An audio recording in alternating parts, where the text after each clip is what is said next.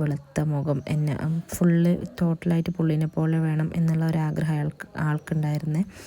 അപ്പം എനിക്ക് കൊച്ചിനെ കാണിച്ചു തരുന്ന ആ ഒരു സമയത്ത് എനിക്ക് ഭയങ്കര സന്തോഷം തോന്നി. കാരണം എൻ്റെ കണ്ണിൽ കൂടിയൊക്കെ വെള്ളം ഇങ്ങനെ വന്നു, എനിക്ക് കരച്ചിൽ വന്നു കൊച്ചിൻ്റെ സൗണ്ടൊക്കെ കേട്ടപ്പോഴത്തേക്കും.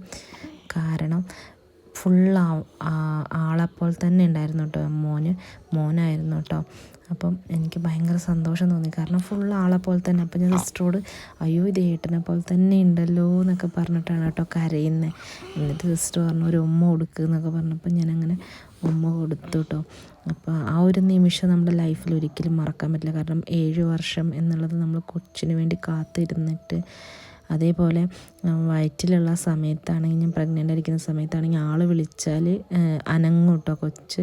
അങ്ങനെ മടിയിൽ കിടന്ന് അച്ഛൻ്റെ മുത്ത എവിടെയെന്നൊക്കെ പറയുമ്പോഴത്തേക്കും മോന് നന്നായിട്ട് അനങ്ങുമായിരുന്നു കേട്ടോ. മോന് അനങ്ങാത്ത സമയത്ത് ഞാൻ പറയും വിളിക്ക് എന്ന് പറയുമ്പോൾ അച്ഛൻ്റെ ചക്കര എവിടെ, അച്ഛൻ്റെ മുത്ത എവിടെയെന്നൊക്കെ പറഞ്ഞിട്ട് ആൾ വിളിക്കുമ്പോൾ കൊച്ച് നന്നായിട്ട് അനങ്ങുമായിരുന്നു കേട്ടോ. അപ്പോൾ അതൊക്കെ ഓർക്കുമ്പോൾ നമുക്ക് ഭയങ്കര സന്തോഷമാണ്.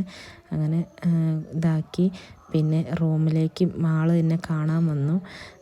അങ്ങനെ റൂമിലേക്ക് മാറ്റാൻ വൈകുന്നേരം ഒരു ദിവസം നമ്മൾ ICUവിൽ കിടക്കണം, പിന്നെയാണ് റൂമിലേക്ക് മാറ്റുക.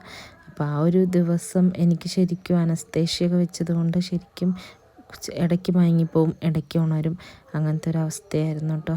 എന്നാലും കൊച്ചിനെ കാണുമ്പോൾ ഭയങ്കര സന്തോഷമുണ്ടായിരുന്നു. ശരിക്കും ഒരു സായിപ്പിനെ പോലെയായിരുന്നു കേട്ടോ, വെളുത്ത് നല്ല ചുവന്ന ചുണ്ടൊക്കെ ആയിട്ട്. അപ്പം അത് നമ്മുടെ ലൈഫിൽ മറക്കാൻ പറ്റാത്തൊരു എന്താ പറയുക ഇൻസിഡൻ്റ് ആയിരുന്നു കേട്ടോ. എന്താ പറയുക, നമുക്ക് ഒരിക്കലും മറക്കാൻ പറ്റില്ല കേട്ടോ ആ സീനൊന്നും. ഇപ്പോഴും ഞാൻ ഈ പറയുമ്പോൾ എൻ്റെ മനസ്സിലിങ്ങനെ നിറഞ്ഞു നിൽക്കുകയാണ് കേട്ടോ. അങ്ങനെ പിന്നെ നമ്മളെ റൂമിലേക്ക് പിറ്റേന്ന് രാവിലെ കൊണ്ടുപോകും കേട്ടോ. അപ്പോൾ നടന്ന് തന്നെ നമ്മൾ റൂമിലേക്ക് പോകണം. അങ്ങനെ ഞാൻ സ്റ്റെപ്പ് കയറി, ആളെന്നെ പിടിച്ചു. അങ്ങനെ സ്റ്റെപ്പ് കയറി റൂമിൽ പോയി.